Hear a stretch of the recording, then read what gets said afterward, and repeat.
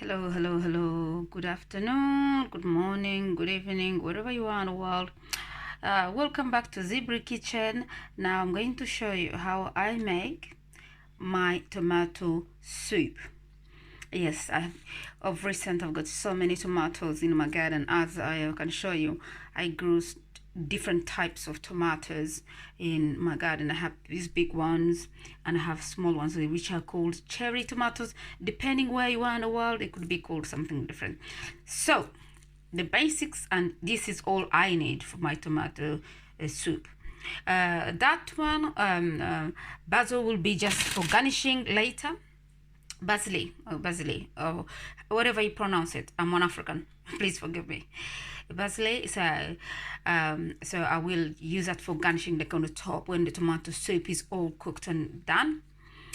So I will use real butter, some tomato puree, not all that can, and I'll use some vegetable cube stock to make sure that, yes, to give it that scent texture.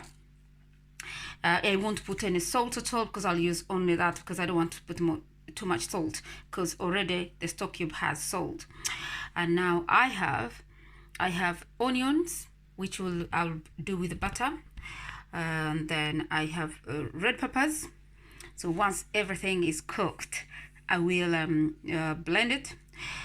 But the next process now, I'm going to boil a kettle to make sure that the tomatoes go in hot water. I take the skin off. Yes, I know if I had on all the big tomatoes, then that would have been easier. But because I have small tomatoes, then I can't really get away from it. I'll have to do this, what I have. So, or what you can do, you may not take the skin off, wash the tomatoes, make sure they're all washed properly, boil them, because when you mash them up, then you drain the juice. But I think for me, that way, I think you lose more of your tomato. So it's up to you what is easier for you, what you make for your children or your family. You may not be having a family, you maybe have a partner, or maybe for your own good, you make your own food. This channel, Zebra Kitchen, is here just to let people know you can make it cheaper by cooking by yourself and for yourself. At the moment, these tomatoes, if I ask any of you to tell me how much do you think these tomatoes cost me, I'm sure most of you are going to come up with a price which I don't even understand, but maybe I do understand it.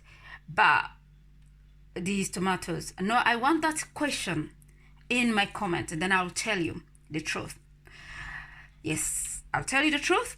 And yes, I want people to tell me how much do they think I paid for all these ingredients, which will feed my children are teenagers. They eat so much, and I don't like to feed them canned food, and canned food is actually more expensive. And I don't know what is in that canned food. By the way, when you're cooking this, you can easily maybe squeeze in a potato to make it thicker, depending on how thick you want your tomato soup to be. But for me, I have the tomato puree that will do the job. And if you don't have tomato puree, as I said, I suggest you can put in a potato, mash it down with it, and everything will be like nice, lovely, and thick. So we're going to start cooking now. I'm going to wash these bad boys and put them on the cooker, and then I start cooking. Yes, that's there. I'll show you the whole process when it is all done.